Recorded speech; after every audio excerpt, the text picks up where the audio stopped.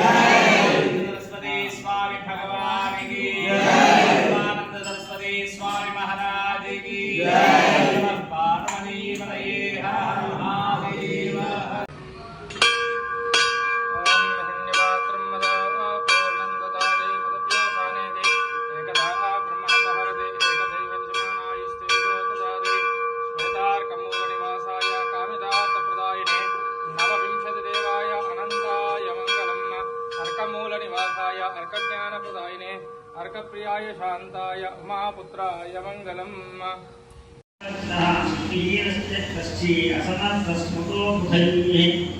एवं सर्वत्र भूतेषु स्थावरेषु जलेषु ब्रह्मादिस्तंभपर्यन्तं ब्रह्माण्डेष्टन्नः तपाः शक्तिञ्जेन चराचर अशक्तशत्रुले गमने भोजने तथा एवं सर्वगता शक्ति सवा ब्रह्मेति उच्यते दोषास्यान्ते सम्यक्काचार्या प्रिया सवा विष्णौ च सात्विकी शक्तिस्तया एवाप्यकर्मकृता गुरिणे राजसी शक्तिया हीनो जनसृष्टिकृता श्री तामसी स्था दामहारकारः इच्छुक्रियमनसा सर्वं च यच्च पुनः पुनः शक्तिकरोति ब्रह्माण्डं सामि पालयेऽखिलं क्षया संहारत्रिजागरेरच्चराचरं स विष्णोर्महारक्षकोऽस ब्रह्मा चत्वारकः स सूर्योर्नशक्तिस्य स्वीकारी कथञ्चनः तया युक्ता हि कुर्वन्ति स्यानि कार्याणि सुराः सैवकारणकार्येषु प्रत्यक्षेण अवगम्यते सगुणा निर्गुणा सा तु विधा प्रोक्तमनीषिभिः सुगुणा ईश्वरा पूर्ववाचः प्रणमन्तं जगन्नाथं वासुदेवं सनातनं देवदेवा हरे विष्णु पुरुषं पुनस्वयं पञ्चयित्वा कृतमसूरो हन्तो विमोहिता मोयुष्वाम्यहं मोनं दानवो प्रयत्पुषाः दिव्यान्याः मृत्युं विष्णोस्तस्यात् पीडरसरान्वितं सङ्ग्रामस्तमादाद्यां स्थौरत्नमहात्मवे दैवाधीनं नित्याख्यानं जयापराधे अवरोधयामात्मदेवाध्येन्द्रफलः सर्वदैवा तत्तद्योहश्लोका महात्मना त्वामेव हनोदैत्याचादानवैज्ञाः दीक्षा विष्णुर्घासो मुष्टिदातनहरिं एव सर्वं जातं परमदारुणः हरिनामदानुष्टं देवा सत्रजिगीषितं मोहितो परिज्ञाय भगवान् आत्मवित्तमः पुराजदेहपुरुषोऽहं देहन्मधीरया जडा परं फलैदं वीरवोऽहं नागेयो भ्रातृष्टो वाञ्छिनन्तमः प्रेक्षाय महाबला प्रत्युत्पावदनं विष्णुः स्वाभिमानोऽस्मराः वीक्षमाणा महामाया जगदात्मकारिणी तमुदास्कामार्थो विष्णुं कमललोचनाः हरेण याचका भावात्मचिन्तासुच्चैर्येच्छसि सदा मुह्यन्ते देशा महात्मలంతా కూడా అయ్యా ఈ నైమిషారణ్యంలో సత్రయాగాలు చేస్తూ ఉన్నారు. ప్రతి 12 సంవత్సరాలు మనం ఒక నవరాత్రులు 9 రోజులు చేయాలంటేనే ఎన్నో రకాలైన ప్రయాసాలతో బాధపడుతూ ఉంటాం.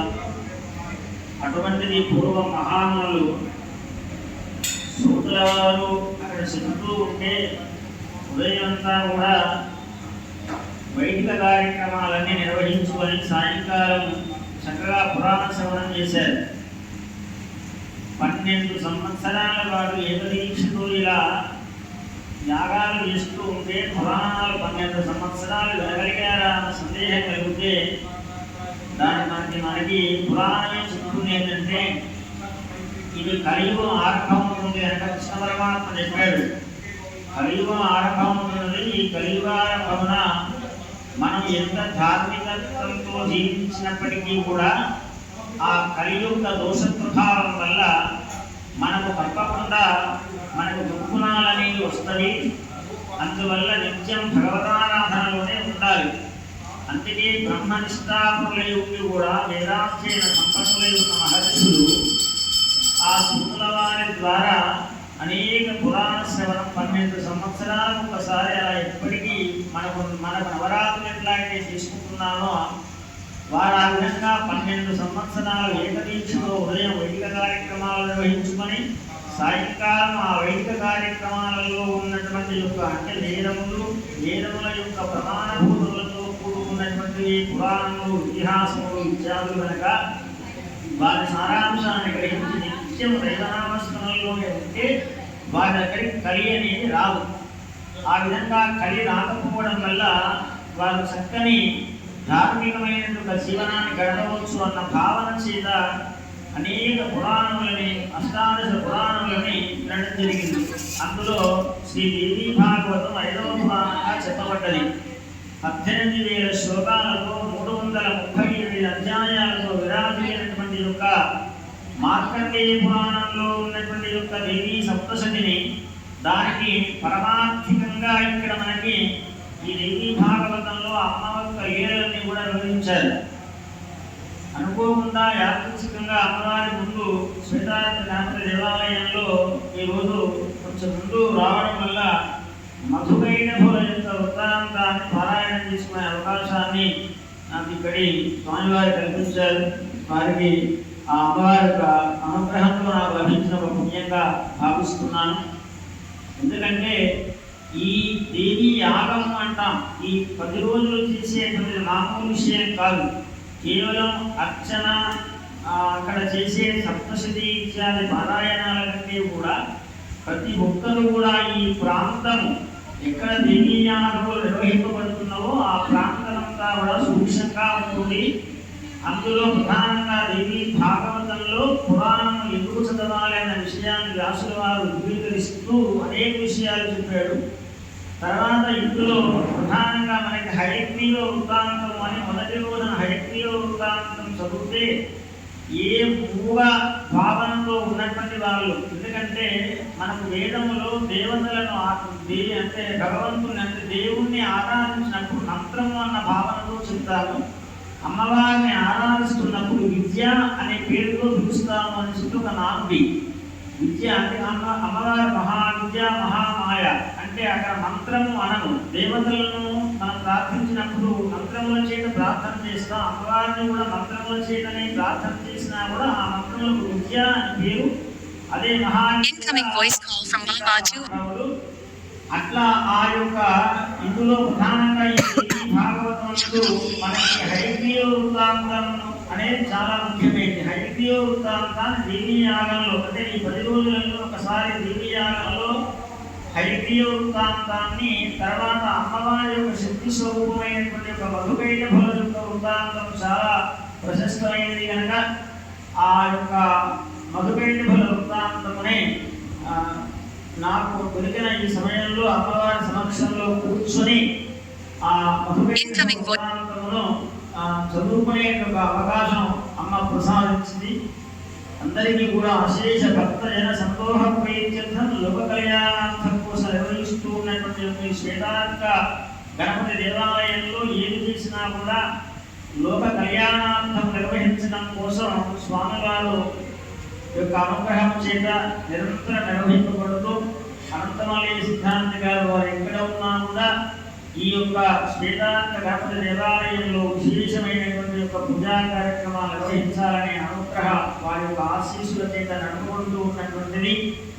ఇక ముందు కూడా చాలా ఉత్తరోత్తరత అభివృద్ధి పథంలో అనేక జ్ఞానామృతులను పంచగలిగినటువంటి ఒక గొప్ప దేవాలయంగా మనందరికీ ఆ స్వామివారి అనుగ్రహం లభించాలని కోరుకుంటూ లోకా సంస్థ సుఖినో భవంతు.